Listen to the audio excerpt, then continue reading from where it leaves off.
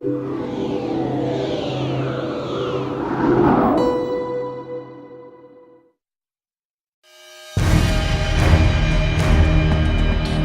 thing that I'm most excited about in Homefront is this unique core fantasy. The idea that, we're exploring the civilian side and the human side. The main gameplay goal behind the single-player portion of our game was to put the player in the shoes of a resistance soldier fighting for his country. Everything that we did comes out of that. How your weapons work, how you relate to the world, the kind of missions that you go on, it all comes from that. In a lot of shooters, you have the best equipment and great number of allies and an army behind you. In this case, you're civilians turned freedom fighters, and you have to fight against this greater force that has better equipment than you do. And it's really a sort of get in, get out situation. It's an interesting place for us to be on this one because everybody's expectations is military shooter. We want guys who are professional. But, guys who are really professional in war are like robots. And for us, they're not professional military people. They're resistance fighters. They're all civilians. When it comes down to realizing this world, this fallen America, this occupied America in the game, we really wanted to establish some key moments or key shots where you come out of an opening and you see this big, huge, expansive environment revealed before you.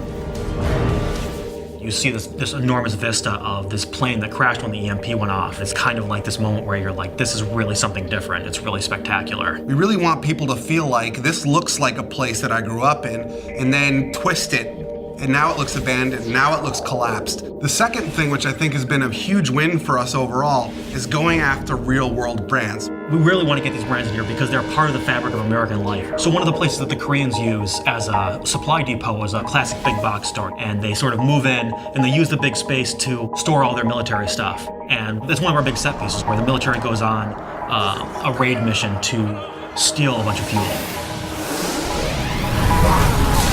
Consequence of violence is something that we're focusing on in the game.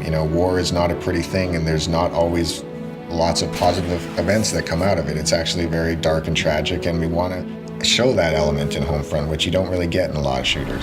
Jake, just put them out of their misery. Who's shooting? Let those bastards cook! In an average FPS, you'll blow through 30 to 100 guys every 15 to 20 minutes or so.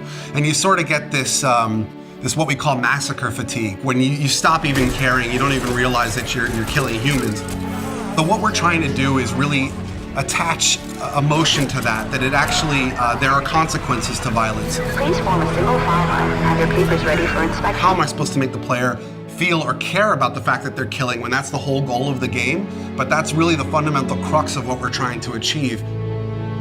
Your character in the game, his name is Robert Jacobs. He's a former pilot. He's recruited by the Resistance because they need a helicopter pilot. So Boone is a former police officer. He's the leader of the current Resistance cell and sort of the father figure of the whole unit. He's less about killing the Koreans and more about what can I do to free my people.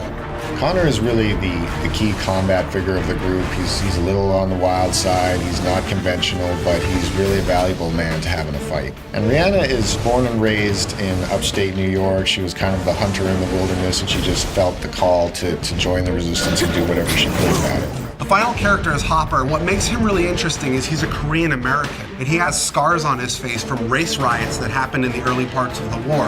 The supporting cast is kind of interesting because you run across all these civilians who have totally different approaches. Some will work with you, some will support you, others might betray you or sell you out, and we create all these kind of neat moments around all these supporting characters.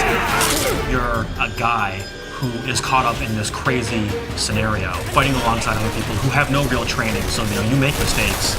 People get shot, people get hurt, people die alongside you. Fighting as a civilian with civilian and in an occupied America, that's really the core of what Homefront's all about, and that's really what we're set to deliver on.